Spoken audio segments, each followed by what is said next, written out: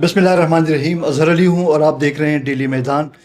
ناظرین، مسئلہ فلسطین کو لے کر اور پھر امریکہ اور ایران کے درمیان جو غزہ بحران کے بعد جو ایک لڑائی کی کیفیت پیدا ہوئی، جنگ بندی ہوئی، مذاکرات کا ڈور ڈالا گیا، اس کے بعد پھر مذاکرات اب کچھ منقطع ہوتے ہوئے نظر آ رہے ہیں. صورتحال ایک بار پھر جنگ کی طرف جاتے ہوئے نظر آ رہی ہے. ایسے حالات میں ایک انتہائی معتبر شخصیت جن کا تعلق کراچی سے ہے، فلسطین فاؤنڈیشن کے چیئرمین ہیں صابر ابو مریم صاحب. جناب، ہم آپ کو اپنی اسٹوڈیو میں خوش آمدید کہتے ہیں. بہت بہت شکریہ. اور ایسے حالات میں آپ کا تجزیہ کیا ہے؟ آنے والے دن کیسے ہوں گے؟ ایران امریکہ مذاکرات دوبارہ شروع ہوں گے، نہیں ہوں گے؟ جنگ تو کہیں شروع نہیں ہونے جا رہی پھر سے. اس وقت جو صورتحال ہمارے سامنے ہے، ایک طرف ایک فریق ہے جو امریکہ ہے، اس کے ساتھ اسرائیل ہے. اور اسرائیل کی تاریخ ہم سب کو معلوم ہے کہ وہ 1948 میں ایک ناجائز طریقے سے سرزمین فلسطین پر اسے مسلط کیا گیا، جس کا کوئی وجود نہیں تھا. دیکھیں، یہاں تھوڑا سا بتا دوں کہ 1948 تک فلسطین میں یہودی، مسیحی اور مسلمان تینوں فلسطینی تھے، اور یہ عرب فلسطینی کہلاتے تھے. یہاں اسرائیل نہیں تھا. اس اسرائیل کی وجہ سے امریکہ اپنے آپ کو قربان کر رہا ہے. اور یہ جس جنگ کی طرف ہم نے ابھی بات کی، آپ نے جس سوال کا اشارہ کیا، ایران اور امریکہ، یہ اسی کے لیے امریکہ یہ جنگ لڑ رہا ہے. یعنی امریکی عوام کے درمیان یہ سوال پیدا ہو چکا ہے کہ کیا ٹرمپ اسرائیل کے لیے یو ایس اے کو سیکریفائز کر رہا ہے؟ یہ ان کے تجزیہ نگار، آپ مجھ سے زیادہ بہتر جانتے ہیں یہ ساری باتیں. اب جو صورتحال اس وقت پیدا ہو چکی ہے کہ ایک ڈیڈ لاک ہے، اور اس میں پاکستان اپنا کردار ادا کر رہا ہے، بہت کوششیں کر رہا ہے کہ کسی طرح کوئی معاہدہ طے پا جائے. لیکن جو لیٹسٹ جو ڈیولپمنٹ ہے اس کے اندر ایران نے جہاں جنگ کے میدان میں 40 روز تک ایک جسے کہنا چاہیے کہ مزاحمت کے ذریعے اس نے اپنا دفاع کیا ہے، اور امریکہ کی ساری پلاننگ کو ناکام کیا ہے. چاہے رجیم چینج ہو، چاہے وہ ایران کے تیل اور گیس کے ذخائر پہ قبضہ کرنا ہو، یا ایران کو 5 حصوں میں توڑنا ہو. جو اصل پلان تھا وہ ایران کو 5 حصوں میں توڑنا تھا. اگر آپ آگے بات کریں گے تو میں بتاؤں گا کہ 5 حصوں میں کیسے توڑنا تھا. لیکن ابھی جب جنگ کے میدان میں وہ ناکام ہوئے ہیں تو وہ مذاکرات میں جیتنا چاہتے تھے.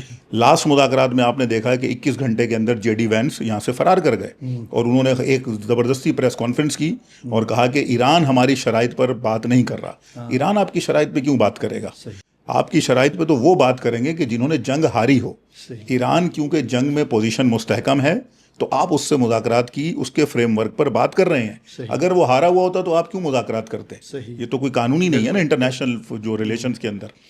اب جو اس وقت صورتحال ہے، ایران نے کیا کیا ہے، ایران نے 3 لیئرز بنائی ہیں ڈائیلاگ کی، اور پاکستان کو یہ پیغام دیا. انہوں نے آخری وزٹ میں جو آئے تھے ابھی عباس اراغچی، پہلا مرحلہ ہے کہ وہ کہتے ہیں کہ دیکھیے جناب، غزہ، لبنان اور ایران پر مستقل جنگ بندی ہونی چاہیے، اور اس مستقل جنگ بندی کے لیے کوئی مضبوط گارنٹر ہونا چاہیے. پھر ہم سیکنڈ فیز میں جائیں گے. اب سیکنڈ فیز کیا ہے؟ وہ آبنائے ہرمز ہے، کہ آبنائے ہرمز کا کنٹرول کون سنبھالے گا؟ آیا ایران سنبھالے گا یا امریکہ سنبھالے گا؟ تو ایران نے اس کے لیے سفارتکاری تیز کر دی ہے. ابھی آپ نے دیکھا ہے کہ 2 روز پہلے جو عباس اراغچی پاکستان آئے اور پھر وہ مسقط چلے گئے. تو مسقط میں ان کی جو ڈائیلاگ کا جو ان کا سینٹر پوائنٹ تھا، وہ اسٹریٹ آف ہارمز کو کنٹرول کرنے کے بارے میں تھا کہ کون اس کی مینجمنٹ کرے گا. تو مسقط اور ایران کے درمیان کافی ہم آہنگی پائی جاتی ہے کہ دونوں مل کر اس اسٹریٹ کو چلا سکتے ہیں. تو یہ فیز ہے. جب یہ طے ہو جائے گا تو پھر ایران کہتا ہے کہ تھرڈ فیز کے اندر ہم مذاکرات کریں گے اپنے نیوکلیئر پروگرام کے اوپر جو جوہری تنازع ہے. آپ دیکھیے کہ کتنی بڑی کامیابی ہے کہ امریکہ جوہری تنازع کو لے کر سب سے جو ہے نا ایک بہت بڑا وہ مسئلہ بناتا ہے کہ بھئی جوہری تنازع امریکہ کے لیے ایران کا بہت بڑا مسئلہ ہے. لیکن ایران نے کیا کیا ہے، اس جوہری تنازع کو اٹھا کر اتنی دور لے گیا ہے، آخری درجے پہ لے گیا ہے کہ اب آپ اس تک بات کرنے کے لیے پہلے یہ 2 اسٹیپ طے کرنا ہوں گے. غزہ، لبنان میں جنگ بندی کرنا ہوگی اور گارنٹی دینا ہوگی کہ آگے جنگ نہیں کریں گے آپ. ہم جنگ نہیں بلکہ آپ جارحیت نہیں کریں گے، حملے نہیں کریں گے. سیکنڈ فیز میں کہتا ہے کہ آبنائے ہرمز کا کنٹرول. تھرڈ فیز میں کہتا ہے کہ جوہری تنازعات. اب امریکہ پھنس گیا. اب میں آپ کے سوال کا جواب پہ لاتا ہوں. رابرٹ پاپے ایک امریکن یونیورسٹی کے پروفیسر ہیں. انہوں نے آج یہ بات لکھی ہے اور کہا ہے اپنے سوشل اکاؤنٹس کے اوپر بھی انہوں نے اس بیان کو جاری کیا. وہ کہتے ہیں کہ امریکہ ایک ایسی پوزیشن پر آ گیا ہے کہ اب اگر وہ ایران کے اس فریم ورک کو تسلیم کر لیتا ہے بات چیت کے لیے تو بھی امریکہ شکست کھا جائے گا، اور اگر تسلیم نہیں کرتا ہے تو دنیا یہ دیکھ رہی ہے کہ ایران دنیا میں 4تھی بڑی پاور کے طور پر سامنے آ گیا ہے. تو یہ اس وقت جو جنگ کے نتائج ہیں، صحیح. چاہے وہ مذاکرات کے اندر ہوں، چاہے وہ میدان کے اندر ہوں، اس میں ایران نے جو حاصل کر لیا ہے وہ یہ ہے کہ وہ دنیا میں چوتھی بڑی طاقت، پہلی طاقت کس کو کہا جاتا تھا؟ امریکہ کو، دوسرا روس کو، چائنا کو، اب وہ چوتھی بڑی طاقت ہے. میں سمجھتا ہوں کہ پاکستان بھی اس میں کہیں نہ کہیں اپنی جگہ بنائے گا. اور نیا جو سسٹم آ رہا ہے اس جنگ بندی کے بعد، یا جنگ بندی نہیں بھی ہوتی بالفرض، اگر دوبارہ وہ جنگ کی طرف جاتے ہیں، کیونکہ یہ خبریں ہیں کہ امریکہ ٹالریٹ نہیں کر سکے گا، امریکہ کوئی بڑا بہانہ بنائے گا اور بنا کر ایک دفعہ پھر وہ جارحیت کا آغاز کرے گا. اب اگر جارحیت ہوتی ہے یا جنگ بندی ہوتی ہے، دونوں صورتوں میں خطے کی صورتحال تبدیل ہوگی، جس میں Pakistan, Iran, China, Russia, Muscat اور کہیں سعودی عرب بھی ہے. تو یہ ایک نیا سسٹم آپ کے سامنے کریٹ ہونے جا رہا ہے. صابر صاحب، اس بات میں تو کوئی دو رائے نہیں کہ اس جنگ سے قبل جو امریکہ کو جو ایک زوم تھا کہ وہ دنیا کی واحد سپر پاور ہے اور وہ جو چاہے کچھ کرے، اس نے کچھ اپنے دائیں بائیں کچھ ایسی حرکتیں بھی کی، لیکن جب ایران پہ اس نے حملہ کیا تو ایک طرح سے گویا وہ ایک ایسی بند گلی میں آ کے پھنس گیا کہ اب وہاں سے نکلنے کے لیے وہ اپنے لیے راستے وہ ڈھونڈ رہا ہے. ایران نے جو جواب دیا، مزاحمت کا جو ایک نشان بن کے سامنے آیا، وہ اس کے جو قوت ایمانی کا واحد اظہار تھا، بلکہ ناقابل تردید اظہار ہے، اس میں کوئی دو رائے نہیں. لیکن امریکہ کا جو مفاد اسرائیل کے ساتھ، یہ سمجھ میں نہیں آ رہی ہے کہ کیا اسرائیل امریکہ کے لیے اس حد تک ناگزیر ہے کہ وہ ایک پورے ایک گلف کو ایک جنگ کے لپیٹ میں لانا چاہتا ہے محض ایک اسرائیل کی بقا کے لیے. اس کے پیچھے کیا ہے، کہانی کیا ہے اس کے پیچھے ہے؟ دیکھیے، یہ بڑی طویل داستان ہے، میں اس کو مختصر کر کے آپ کی خدمت میں عرض کرتا ہوں. پہلی بات ہے کہ ہمارے جو سامعین ہیں جو اس وقت اس پروگرام کو دیکھ رہے ہیں، انہیں پاور کی ڈیفینیشن پتہ ہونی چاہیے کہ طاقت کیا ہے. صحیح. طاقت کی سادہ تعریف جو انٹرنیشنل ریلیشنز میں، پولیٹیکل سائنس میں کی جاتی ہے کہ کسی دوسرے کے اوپر انفلوئنس کرنا. انفلوئنس کا مطلب ہے کہ آپ سے میں اپنی بات منوا لوں. صحیح. میں آپ کو کہوں کہ جناب اظہر صاحب یہ کام کرنا ہے، آپ کہیں گے ٹھیک ہے یار میں ان کے سامنے، یا آپ مجھ سے کہیں، میں کہوں کہ میں آپ کے سامنے کمزور ہوں، میں کرتا ہوں. صحیح. تو یہ طاقت ہے. صحیح. لیکن اب آ جائیں اسی جنگ کے اندر، کیا 40 دن میں آپ کو یہ ڈیفینیشن کہیں نظر آتی ہے کہ امریکہ نے انفلوئنس کیا ہو ایران کے اوپر؟ میں پہلے عرض کر چکا ہوں، نہ رجیم چینج ہوا، نہ تیل اور گیس کے ذخائر پہ قبضہ ہوا، صرف ٹارگٹ کلنگ ہوئی. صحیح. سپریم لیڈر آیت اللہ خامنائی صاحب کو شہید کیا گیا، ان کے رفقا کو، ان کے گھر والوں کو، ان کے کمانڈروں کو شہید کیا گیا. لیکن نتیجہ کیا نکلا؟ ایک کے بعد ایک آ گیا، اس نے اپنی جگہ لے لی. تو یہاں لگا ہے کہ جب ہم یہ تعریف دیکھتے ہیں پاور کی، تو پھر ہم کہنے پر یہ مجبور ہو جاتے ہیں کہ امریکہ سپر پاور نہیں رہا. بالکل. اگر اس کی پاور ہوتی تو وہ انفلوئنس کر لیتا. بالکل. وہ ایران کے 5 ٹکڑے کر دیتا. جو 5 ٹکڑوں کی میں بار بار کہہ رہا ہوں کہ یہ ان کا پلان تھا کہ ایران کو 5 حصوں میں توڑنا تھا. اب جو اگلی آپ نے بات کی کہ اسرائیل کیوں ضروری ہے، دیکھیے دوسری جنگ عظیم، پہلی جنگ عظیم، ان دونوں جنگوں میں کون لڑ رہا تھا؟ پورا Europe, east Europe, west Europe, یہ سارے آپس میں لڑ رہے تھے. کروڑوں لوگوں کو انہوں نے قتل کیا. یہ تہذیب ہے ان کی قتل عام کی. اب ان کو کیا تھا؟ جس زمانے میں سلطنت عثمانیہ ٹوٹ رہی تھی، خطے میں زوال تھا، انہوں نے مشرق وسطیٰ کی تقسیم پیدا کی. 1916 میں سائکس پیکو معاہدہ کیا گیا فرانس اور برطانیہ نے. اس معاہدے کے تحت انہوں نے پورے مشرق وسطیٰ کو آپس میں بانٹ لیا. اب جب بانٹ لیا اور پھر جب وقت کے ساتھ ساتھ ان کی کالونیل پاورز ٹوٹنے لگیں، یہ وہی زمانہ ہے، یہ بر صغیر میں آپ دیکھیں 1916 میں بر صغیر میں کیا ہو رہا تھا؟ تحریک آزادی پاکستان چل رہی تھی، ہندو اپنی آزادی کی جنگ لڑ رہے تھے. 1857 میں جنگ آزادی ہو چکی تھی. پشاور کی تاریخ آپ کے سامنے ہے اس میں. بالکل سر. اب آئیے، اسی زمانے میں فرانس کا بھی وہ قبضہ تھا افریقی ممالک پہ، برطانیہ کا بھی وہ قبضہ تھا. لیکن وقت کے ساتھ ساتھ دوسری جنگ عظیم تک یہ قبضے کمزور ہو گئے. جب قبضے کمزور ہوئے تو ان کو لگا کہ اب ہم نے ان ریاستوں کو چھوڑنا ہے. جب چھوڑنا ہے تو کیا کریں؟ اپنی فوجیں نکالنی پڑیں گی. برطانیہ اپنی فوجیں نکالے گا، فرانس اپنی فوجیں نکالے گا. تو جب اپنی فوجیں نکالیں گے تو وہاں پر ان کا طاقت کیسے چلے گی؟ ان کی بات کون مانے گا؟ اس کے لیے ان کو ایک ایسی ریاست کی یا کسی ایک ایسے پولیس مین کی ضرورت تھی کہ جو خطے کے سر پہ بیٹھ کر اس پورے خطے کو کنٹرول کرے. آپ دیکھیے یہ جو ایشیا ہے، جسے یہ مشرق وسطیٰ کہتے ہیں، یہ مشرق وسطیٰ نہیں ہے، یہ غرب ایشیا ہے. ایشیا کا غرب ہے. ایشیا میں جو ہیومن ریسورس دنیا کی سب سے زیادہ ہے، ایشیا میں جو معدنی ذخائر ہیں وہ سب سے زیادہ ہیں. پانی، دریا، سمندر، پہاڑ، موسم، کیا نہیں ہے یہاں پر ایشیا میں. دنیا کی آدھی آبادی ایشیا کی ہے.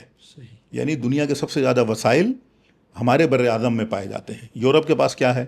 اگر وہ کوئی پروڈکٹ بنائے تو کہاں بیچیں گے؟ ان کو یہ مارکیٹ چاہیے, ان کو ایشیا کی ضرورت ہے, انہیں افریقہ کی ضرورت ہے. اب جب وہ ادھر سے ان کی کالونیل پاورز ٹوٹ رہی تھیں تو انہیں خطے میں ایک ایسا بدماش چاہیے تھا جو ان نئی ریاستیں جو 1945 میں 46 میں 47 میں 48 میں پیدا ہو رہی تھیں, ان کو کیا کرے, ان کو کنٹرول کرے, ان کے اوپر ایک بدماشی جگا کر بیٹھے کہ بھائی وہ مجھ سے ڈرو. تو اسرائیل نے کیا کیا 1948 میں بننے کے بعد, سب سے پہلے فلسطینیوں کا قتل عام کیا. ایک دن میں 25,000 فلسطینیوں کو 15 مئی 1948 جسے یوم نکبہ کہتے ہیں اس دن قتل کیے. 25,000 فلسطینیوں کو 600 دیہات قتل عام کیا گیا. کیوں؟ تاکہ لوگ مجھ سے ڈریں. 15 لاکھ فلسطینیوں کو گھر سے نکال دیا گیا تاکہ خوف طاری ہو. فلسطین سے انہیں نکال دیا گیا. اب 1967 میں کیا کیا, عرب اسرائیل جنگ آپ جانتے ہیں, بیت المقدس پہ قبضہ کر لیا. 1973 کی جنگ, شام پہ قبضہ کر لیا, شام کی جو گولان ہائٹس ہیں وہ مصر کی سینائے ویلی پہ قبضہ کر لیا, لبنان کے شیبہ فارمز پہ قبضہ کر لیا. یہ کیا تھا؟ یہ توسیع تھی کہ گریٹر اسرائیل بنانا ہے. اس لیے امریکہ کے لیے یہ ضروری ہے اسرائیل اس خطے میں کہ اگر بحر روم اور بحر احمر میں تجارت کو کنٹرول میں رکھنا ہے تو اسرائیل کا ہونا ضروری ہے. اگر یہ فلسطین ہو تو کیا فلسطین ترقی نہیں کرے گا؟ بحر روم سے فلسطین کو فائدہ ہوگا, خطے کے تیل اور گیس کے ذخائر سے فلسطین کو سہولیات ملیں گی. فلسطین میں کون رہتے تھے؟ میں پہلے کہہ چکا ہوں کہ سن 1948 تک یہودی فلسطینی, عیسائی فلسطینی, مسلمان فلسطینی, یہ سارے فلسطینی تھے. تو اس لیے امریکہ کو ضرورت ہے خطے میں کہ وہ یہاں پر ایک دھونس اور دھمکی جما کر رکھے. یعنی پاکستان کی مثال لے لیجئے کہ کشمیر کا مسئلہ انگریز کیوں پیدا کر کے گئے؟ تاکہ ہندوستان اور پاکستان یہ لڑتے رہیں اور وہ بیٹھ کر انجوائے کریں. آج بھی وہ وہاں بیٹھ کر انجوائے کرنا چاہتے ہیں. وہ چاہتے ہیں کہ یہ جو مشرق وسطیٰ ہے اس میں ٹوٹ پھوٹ رہے, اس میں قومیں اپنی کہیں زبان کی بنیاد پہ لڑیں, کہیں مذہب کی بنیاد پہ لڑیں, کہیں قبیلے کی بنیاد پہ لڑیں, اور ہم کیا کریں؟ ہم ڈیوائڈ اینڈ رول کی پالیسی پر بیٹھ کر ان کو کنٹرول کریں. اور آج وہ ایسا کر رہے ہیں. جو کچھ اس وقت مڈل ایسٹ کی پالیٹکس ہے, جتنے یہ عرب چھوٹے ملک ہیں گلف, یہ سارے امریکہ کے سامنے گروی کیوں ہیں؟ اس کی بنیاد 1916 میں ہے کہ سائکس پیکو معاہدے کے اندر ہے. صابر صاحب, اس تمام تنازع میں کئی ممالک ان کی جو رویے دنیا کے سامنے بے نقاب ہو گئے. جب ہم پاکستان کی بات کرتے ہیں, کچھ لوگ کہہ رہے ہیں کہ پاکستان نے تو یہ جو کچھ کیا ایران کے دفاع کے لیے نہیں کیا بلکہ اپنے دفاع کے لیے کیا. تو آپ اس نیریٹیو کو کس انداز میں دیکھتے ہیں؟ اور پاکستان نے جو ایک ایسا کردار ادا کیا کہ سفارتکاری کے میدان میں جو ایک کارہائی نمایاں سر انجام دی, دنیا تعریف کر رہی ہے. امریکہ شاید منافقت کر رہا ہو یا شاید دل سے کہہ رہا ہو کہ پاکستان کی تعریف کر رہا ہے. یہ سب کیسے ممکن ہوا؟ اس تمام سینیریو کو آپ کیسے بیان کریں گے؟ میں آپ کی آخری بات سے شروع کرتا ہوں. سب سے پہلے تو ہم یہ جان لیں کہ امریکہ کسی بھی اقوام کا دوست نہیں ہے. امریکہ پاکستان کا بھی دوست نہیں ہے. ہمیں بہت نقصان پہنچا ہے. آج جو پاکستان میں ہم دہشت گردی کا مسئلہ فیس کر رہے ہیں, یہ ہمیں امریکیوں نے تحفے میں دیا. ہماری غلطیاں ہیں لیکن ہمیں یہ تحفہ امریکیوں نے دیا. اس کے اندر ان کی انوالومنٹ ہے. نمبر 2 آ جائیے کہ پاکستان کی سفارتکاری, جی ہاں, اس کی جتنی تعریف کی جائے میں سمجھتا ہوں کم ہے. کہ پاکستان نے اپنی بساط سے زیادہ بڑھ کر یہ کام کیا ہے اور انہوں نے یہ کوشش کی ہے کہ ایران کو کمزور نہ ہونے دیں. یہ بہت اچھا کام ہے. کسی کا اختلاف سیاسی ہو سکتا ہے, کوئی بات نہیں, آپ رکھیں اختلاف اپنے, لیکن جس وقت جو کام ضرورت کے مطابق صحیح ہو رہا ہے اسے عاقلانہ بنیادوں پر, اسے عقلی بنیادوں پر ہمیں تسلیم کرنا چاہیے. نمبر 2. نمبر 3 کہ آپ نے کہا کہ یہ بہت اہم ہے کہ کیا پاکستان کو بھی خطرہ تھا؟ بالکل 100% خطرہ تھا. میں نے آپ سے عرض کی کہ 1916 کا سائکس پیکو آیا تھا جس نے ویسٹ ایشیا کے ممالک کو توڑا, 18 ممالک بنائے. آج دنیا کو ایک نیا سائکس پیکو کا سامنا ہے. نیا سائکس پیکو کیا ہے؟ اب مجھے بتائیے کہ یہ جو 18 مشرق وسطیٰ کے ممالک ہیں, اگر ان کو توڑا جائے تو کون سے ملک توڑے جا سکتے ہیں؟ کیا متحدہ عرب امارات کو توڑا جا سکتا ہے؟ کیا کویت کو توڑا جا سکتا ہے؟ قطر کو توڑا جا سکتا ہے؟ بحرین کو نہیں توڑا جا سکتا. یہ پشاور سے بھی چھوٹے ممالک ہیں. چھوٹے ممالک ہیں, بالکل ٹھیک ہے. ان کو کہاں توڑا جائے گا؟ ان کے ٹکڑے نہیں ہو سکتے. اگر کسی کے ٹکڑے اس وقت ہو سکتے ہیں, ترکی کے ہو سکتے ہیں, عراق کے ہو سکتے ہیں, سعودی عرب کے ہو سکتے ہیں, ایران کے ہو سکتے ہیں. میں جو بار بار کہہ رہا ہوں کہ 5 ٹکڑے ایران کے انہوں نے کرنے تھے, اصل منصوبہ یہ تھا. جو پچھلی 12 روزہ جنگ تھی, پھر ایران میں فسادات کروائے گئے, اور اب یہ جنگ, اس کے پیچھے جو امریکہ کی ڈاکٹرائن ہے وہ ہے کہ ایران کو 5 ٹکڑوں میں توڑنا ہے. نمبر 1, ایران کا سستان بلوچستان اور پاکستان کا بلوچستان، وہ ایک ایران بنانا چاہتے ہیں اسے، اور آزادی کی تحریکیں چل رہی ہیں، آپ تو صحافی ہیں، مجھ سے زیادہ معلومات ہیں آپ کے پاس۔ دوسرا ایران شمالی آذربائیجان کے ساتھ بنانا چاہتے ہیں، وہ آذربائیجان جو ایران کا آذربائیجان ہے اور شمالی آذربائیجان، اس کو توڑ کر ایک ٹکڑا بنانا چاہتے ہیں، نمبر 2۔ تیسرا ایران ترک کے اندر ایک قوم ہے کرد، وہاں ان کو کرد نہیں کہا جاتا، انہیں کہا جاتا ہے ترک پٹھان، یعنی پٹھان سے مراد وہ نہیں کہ جو ہمارے پاکستان میں ہمیں عرف عام میں جنہیں کہتے ہیں کہ پٹھان یا خان، نہیں، وہ ایک قوم ہے پٹھان۔ نمبر 3، تیسرا ایران وہاں بننا ہے۔ چوتھا ایران جو عراقی کرد ہیں، جنہیں کرد کہا جاتا ہے خالصتاً، عراقی کردوں کا اور ایرانی کردوں کا ایک ایران ہے، یہ 4 ایران ہیں۔ 5واں کون سا ہے؟ جو تہران ہے۔ اب میں آپ سے سوال کروں، آپ مجھے بتائیے، اگر یہ 5 ایران امریکہ کے منصوبے کے مطابق بن جائیں، پاکستان کو بھی نقصان، ترکی کو بھی نقصان، عراق کو بھی نقصان، آذربائیجان کو بھی نقصان۔ چلیں آذربائیجان کو ہٹا دیں، لیکن یہ 3 بڑے ممالک ہیں جن کا نقصان ناقابل تلافی ہے۔ اور اگر خدا نہ خواستہ یہ 5 ایران بن جائیں تو کیا یہ 5 آپس میں یونٹی کے ساتھ رہ سکتے ہیں؟ بتائیے، ہرگز نہیں رہ سکتے، سوال ہی پیدا نہیں ہو، کیونکہ کرد ان کو نہیں مانے گا، وہ ان کو نہیں مانے گا، یہ ان کو نہیں مانے گا، یہ 5 چھوٹے چھوٹے ٹکڑے ہوں گے، فائدہ کون اٹھائے گا؟ امریکہ۔ وہ ادھر سے تیل بھی لے جائے گا، وہ ادھر سے ان کی گیس بھی لے جائے گا، ان کے ذخائر بھی لے جائے گا، اور ان کو لڑواتا رہے گا۔ یہ سائکس پیکو 2 ہے کہ مشرق وسطیٰ کو ایک مرتبہ پھر ٹکڑوں میں تقسیم کرنا۔ اس کے لیے وہ داعش کو بھی لائے تھے پہلے، داعش کے ذریعے بھی 10 سال یہی کام کیا، لیکن وہ ناکام ہو گئے۔ تو پاکستان کو جو بنیادی خطرہ ہے وہ یہی ہے کہ دیکھیں ہماری سرحد 900 کلومیٹر کی، ہم سرحد شیئر کرتے ہیں ان کے ساتھ۔ اگر خدا نہ خواستہ یہ امریکی اور یہ جو اسرائیلی منصوبہ ہے جس میں ہندوستان بھی شامل ہے، اگر یہ بلوچستان کے اندر یہ کامیاب ہوتے ہیں، اگر ایران کو توڑ دیتے ہیں، تو پھر صرف ایران نہیں ٹوٹ رہا بھائی، پاکستان بھی، پاکستان کو بھی نقصان ہو رہا ہے، پاکستان کے بلوچستان کو بھی وہ توڑنے کی منصوبہ بندی کر رہے ہیں۔ آخر یہ بلوچستان میں کون لوگ ہیں جو یہ سب کرتے ہیں؟ ہندوستان ہے، لیکن اس سے زیادہ امریکہ اور اسرائیل کی انوالومنٹ ہے۔ ٹھیک ہے، تو ہم یہ سمجھتے ہیں کہ یہ پاکستان کو بھی خطرات ہیں، کہ پاکستان ایک پڑوسی ہے، اور جب پڑوس میں کوئی مسئلہ ہوتا ہے تو دوسرے پڑوسی کو تکلیف ہوتی ہے۔ اور یہ جو منصوبہ میں نے آپ کی خدمت میں عرض کیا، جو امریکیوں کے ٹیبل پر ہے، جس کے لیے وہ دوڑ لگا رہے ہیں، وہ پاکستان کے خیر خواہ نہیں ہے، انہوں نے تو بلوچستان کو توڑنے کی پلاننگ کر رکھی ہے، وہ کیسے پاکستان کے خیر خواہ ہو سکتے ہیں؟ ٹھیک ہے نا، یہ سارا مسئلہ ہے۔ صابر صاحب، اس تمام صورتحال کو لے کر اور ایران امریکہ کی یہ جو 40 روزہ یہ جنگ، اس کے نتائج کو دیکھ کے اسلامی جو دنیا ہے، جو مسلم امہ ہے، اس کے لیے کیا سبق پوشیدہ ہے؟ اور آنے والے دنوں میں پاکستان اور ایران کے تعلقات کو آپ کس نظر سے دیکھتے ہیں کہ کتنے ایک دوسرے کے قریب اور ایک دوسرے کے مددگار ہو سکتے ہیں؟ اظہر بھائی، مسلم دنیا کے لیے تو ہمیشہ سے ایک ہی سبق رہا ہے۔ جب فلسطین پر غاصب اسرائیل کا قبضہ ہوا تب بھی وہی سبق تھا، جب انہوں نے شام پر حملہ کیا، جب لبنان پر حملہ کیا، جب انہوں نے وہ مصر پر حملہ کیا، جتنی جنگیں لڑیں، جب یہ سارے مسائل ہوئے، اور آج تک جو کچھ ہو رہا ہے، اور یہ غزہ کی جو وار ہوئی 2023 سے اب تک، اس سے بڑا سبق کیا ہوگا؟ غزہ میں بچے بھوک سے مر رہے تھے، مسلم امہ کے ممالک اسرائیل کو تیل اور گیس بیچ رہے تھے، تو مسلم امہ کو سبق لینا ہے تو اب لے لے۔ وہ کیا ہے سبق؟ وہ وحدت کا ہے، وہ اتحاد اور ہم آہنگی کا سبق ہے۔ کہ اگر دیکھیے، بہت آئیڈیل سچویشن ہے نا، اگر یہ مسلم ممالک، اسی خطے کے 18 ممالک ہیں نا، میں نے کہا یہ مشرق وسطیٰ کے، اگر یہ سارے آپس میں ایک ہو جائیں، کسی کے پاس تیل ہے ایک دوسرے سے شیئر کرے، ایک دوسرے کے ساتھ ہم آہنگی کرے، کسی کے پاس گیس کے ذخائر زیادہ ہیں تو اس گیس کے ذخائر سے دوسرے مسلمان ممالک فائدہ اٹھائیں، کسی کے پاس ٹیکنالوجی ہے، سائبر ہے، جنگی ٹیکنالوجی ہے، کسی کے پاس فضائی ٹیکنالوجی ہے، کسی کے پاس کوئی بھی ٹیکنالوجی ہے، یعنی پیش رفت کے اندر کیا کریں؟ ترقی اور پیش رفت میں ایک دوسرے کے ساتھ شراکت داری کریں، تعاون کریں، شراکت داری کریں۔ اگر یہ شراکت داری پیدا ہو جائے، کوئی چیز سعودی عرب کے پاس ہے تو اس سے ایران کو بھی فائدہ ہونا چاہیے، کوئی چیز ایران کے پاس ہے اس سے سعودی عرب کو فائدہ ہونا چاہیے۔ اگر ہم اس پوزیشن پر آ جائے یہ مسلم امہ، تو آپ یقین کیجئے کہ مسلمان نہ صرف دنیا پہ حکمرانی کریں گے بلکہ دنیا کو امن کا گہوارہ بنا دیں گے۔ لیکن انفارچونیٹلی پھر وہی کہتا ہوں کہ ہمیں ڈیوائیڈ اینڈ رول میں ڈال دیا گیا ہے، کہ جو سائکس پیکو آیا تھا 1916 میں، اسرائیل بنایا، سارا کچھ کیا، اور ان کو ڈرا دیا عربوں کو کہ بھائی تم ہلو گے تو اسرائیل یہ کر دے گا، تم یہ کرو گے تو اسرائیل یہ کر دے گا، تم نے ادھر رہنا ہے۔ آج اس جنگ نے ثابت کر دیا کہ امریکہ کے فوجی اڈے جو عرب ممالک میں تھے، کیا انہوں نے کسی ملک کا دفاع کیا؟ جب اسرائیل نے قطر پر حملہ کیا تو یہ عرب ممالک خاموش بیٹھے رہے، کیوں؟ یہ حق بنتا تھا کہ سارے اس خطے کے ملک مل کر اسرائیل کو جواب دیتے. جتنے میزائل اس نے قطر پہ مارے تھے اس سے ڈبل میزائل اس کو تل ابیب پہ مارنے چاہیے تھے, لیکن یہ خاموش رہے. کیوں؟ یہ ڈرے ہوئے تھے.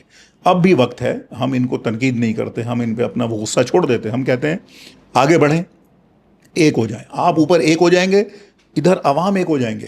دیکھیں ابھی جو ایران جو امریکہ کی جنگ ہے اس میں دیکھیں عوام کتنے متحد ہو گئے ہیں. پورے پاکستان کے اندر محبت کی فضا ہے, اتحاد کی فضا ہے, یکجہتی کی فضا ہے. ہر آدمی حق کے ساتھ کھڑا ہوا ہے. یہ حق اور باطل کا مارکا ہے. جہاں تک پاکستان اور ایران کے تعلقات کا تعلق ہے, اگر یہ جنگ بند ہوتی ہے یا نہیں ہوتی, اس کے نتائج آنا شروع ہو چکے ہیں. آپ نے دیکھا ہے کہ زمینی راستے کھولے گئے ہیں بالکل تجارت کے لیے. یہ بہت بڑی پیش رفت ہے. یہ آگے مزید ابھی کھلیں گے. جب یہ مزید کھلیں گے تو آپ دیکھیے پاکستان کو گیس مل سکتی ہے. پائپ لائن ہمارے بارڈر پہ آئی ہوئی ہے, بالکل ہم گیس لے سکتے ہیں. ابھی دیکھیں ہمارے گھروں میں گیس نہیں آتی, لوگ پریشان ہیں. ہماری خواتین کھانا بنانے کے لیے اور گھر کے کام, نہ صرف گھر کے کام بلکہ پوری زندگی کے کام جو ہے نا وہ ڈسٹرب ہیں اس کی گیس کی وجہ سے. جو ہمارا جو انرجی کرائسس ہے. صحیح. آئل ہم لے سکتے ہیں, سستا آئل لے سکتے ہیں. اب ہم 400 روپے لیٹر آئل لے رہے ہیں, تیل لے رہے ہیں. یہ پیٹرول بائک میں ڈالنا ہے, گاڑی میں, لوگ پریشان ہیں. ٹھیک ہے نا, تو یہ سستا تیل ہمیں مل سکتا ہے. اس تیل سے ہماری اور جو انرجی سیکٹر ہیں وہ اس سے ترقیات. تو یہ بہت سارے فوائد ہیں جو ہم ایران کے ساتھ تعلقات کے ذریعے جو ہے نا حاصل کر سکتے ہیں. بہت بہت شکریہ صابر مریم صاحب, آپ نے یقیناً آپ نے بہت پرمغز گفتگو کی اور جو خطے کی جو صورتحال کا نہایت ہی باریک بینی سے ایک ایسا تجزیہ پیش کیا کہ یقیناً ہمارے ناظرین بھی اس سے استفادہ کریں گے اور ان کے معلومات میں بھی کما حق ہو اضافہ ہوگا. کیمرہ ٹیم کے ساتھ اظہر علی کو اجازت دیجیے. اللہ حافظ.